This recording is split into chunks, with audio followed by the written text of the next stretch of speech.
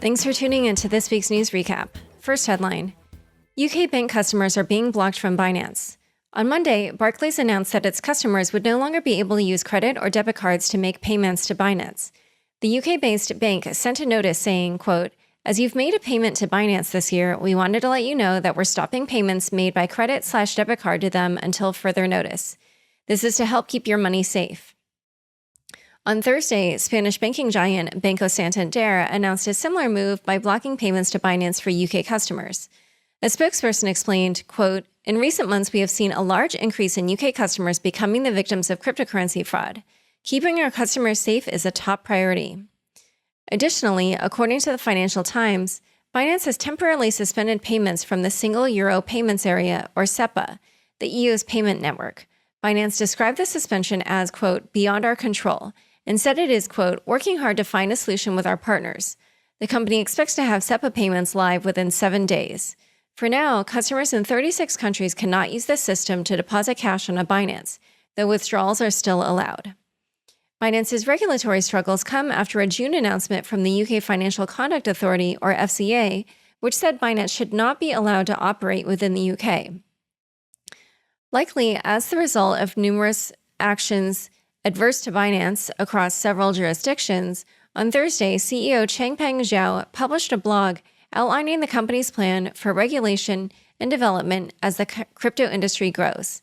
Zhao called for clear regulations and expressed plans to grow Binance's international compliance team, expand compliance partnerships with companies like CipherTrace, which disclosure is a former sponsor of my shows, and to localize business operations. According to CNBC, Binance's struggles have boosted rival exchanges. For example, Bitstamp has seen its customer base grow 138% since the FCA's notice, and Kraken and Gemini have seen an uptick in UK signups over the past few weeks. Next headline: REvil ransomware attackers demand $70 million in Bitcoin.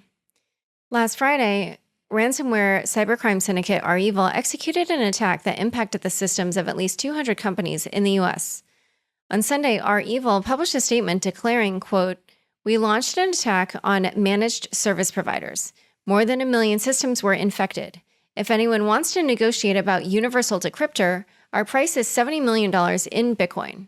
Once paid, the group would publish a decryptor in less than an hour that would decrypt the victim's files." The hackers initially broke into Kaseya, a Miami-based IT firm, and used that access to breach Kaseya's client information, disrupting the systems of hundreds of companies. John Hammond, a security researcher at Huntress, called REvil's move, quote, "a colossal and devastating supply chain attack, an increasingly prevalent form of hacking that involves taking over one piece of software to compromise hundreds/thousands of computers." REvil is also connected to the attacks and subsequent Bitcoin ransoms of Colonial Pipeline and JBS Holdings. The two companies ended up paying ransoms of $5 million and $11 million in Bitcoin, respectively. For now, no ransom has been paid or reported, and President Biden has directed U.S. intelligence to investigate the situation. Next headline: Circle to go public. Circle is going public via a SPAC transaction valuing the crypto financial services company at $4.5 billion. Once closed, Circle will trade on the New York Stock Exchange under the ticker CRCL. The company's announcement comes after raising over $1.1 billion in capital, including a $440 million round last month, one of the largest raises in crypto history. The company is going public just as its stablecoin USDC is at an all-time high of market cap of $26 billion. Messari's Ryan Watkins, in a Monday tweet storm, made a case for USDC as, quote, "the dominant stablecoin on Ethereum, in large part due to its growing role in DeFi." Watkins says, quote, "over 50% of the USDC supply now sits in smart contracts and has become the preferred stablecoin in DeFi for now." Next headline: Ethereum's London hard fork set for August 4th. Ethereum's much-anticipated London hard fork is expected to launch on August 4th at block number 12,965,000. London features 5 Ethereum improvement proposals that aim to make the blockchain more efficient while preparing the network for Ethereum 2.0, which will replace proof of work with proof of stake. Notably, London introduces EIP 1559, which introduces a new fee structure for transactions. On Unchained, as I recently discussed with Taylor Monahan and Tim Bako, EIP 1559 should make gas prices easier to determine and could potentially make Ether a deflationary asset, since part of every fee on Ethereum will be burned. EIP 3554 is also highly anticipated, as it effectively freezes Ethereum's mining difficulty until the blockchain is ready to shift to proof of stake. Next headline. The Bitcoin Mining Council claims half of Bitcoin's electricity usage is sustainable. According to a statement from the Bitcoin Mining Council, 56% of the electricity used to mine Bitcoin came from sustainable sources during Q2 of 2021. The statistics stem from a voluntary survey of the Bitcoin network, which the BMC plans to initiate and publish every quarter. The BMC claims to have collected information from 32% of the current Bitcoin network. Survey participants say they currently use a 67% sustainable power mix, and the council estimates that this means the global industry's sustainable energy mix is at 56%. However, as the block's Larry Cermak debated the merits of the survey, asking on Twitter, how can any conclusions be made from the survey if more than 50% of hash rate went offline and is relocating at the moment, which can easily take months? Speaking of hash rate, on Saturday, Bitcoin's mining difficulty dove 28% at block 689471, marking the largest decrease in mining difficulty ever. The adjustment is the third straight decline in mining difficulty, which has not occurred since 2018.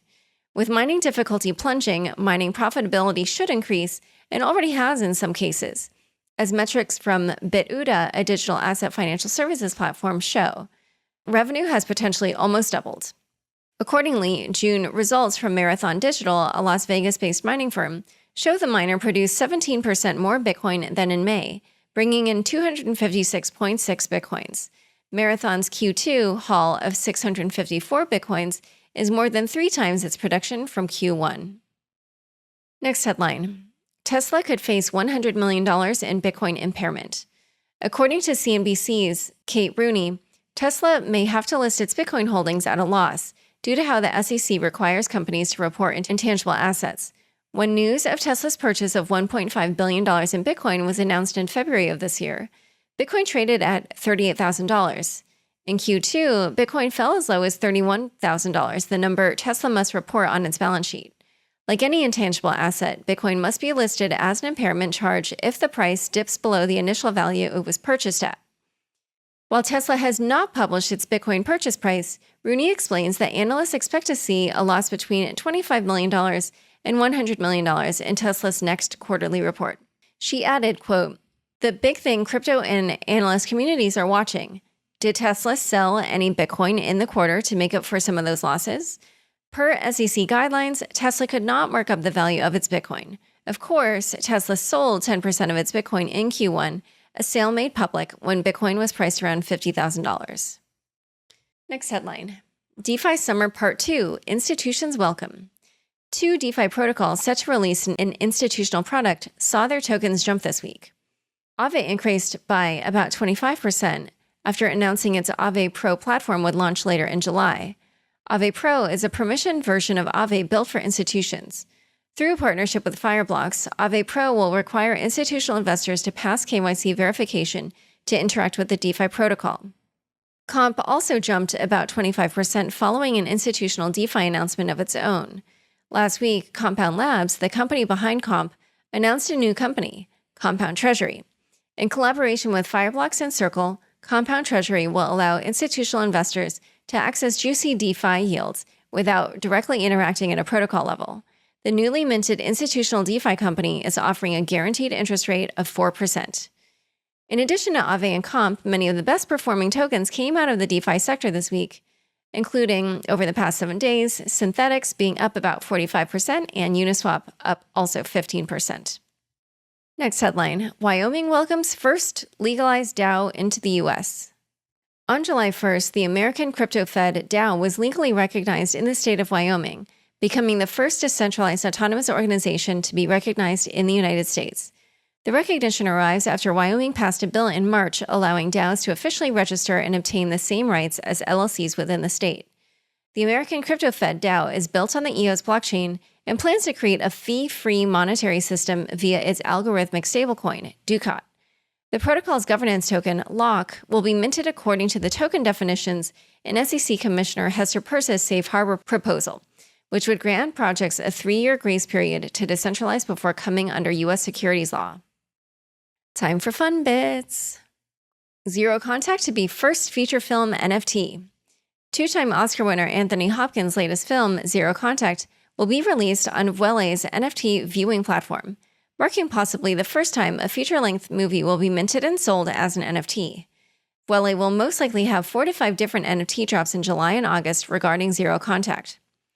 While the NFT distribution tactic is bold, it sounds like the entire film is a bit out there. Quote, everything about this film is unconventional, from the way we shot it using Zoom and remote production to its distribution, says Rick Dugdale, producer and director of Enderby, the company behind Zero Contact. All right, thanks for tuning in. To learn more about Alexander and Axie Infinity, be sure to check out the links in the show notes. Heads up, everyone, the Unchained newsletter has switched from a weekly news recap to a daily email. Each morning, you'll get 4 to 5 quick headlines, a crypto meme or two, and a few recommended reads. Head to unchainedpodcast.com, and the sign up for the newsletter is right on the homepage. You can also find the link in my Twitter bio. Unconfirmed is produced by me, Laura Shin, with help from Anthony Yoon, Mark Murdoch, and Daniel Ness. Thanks for listening.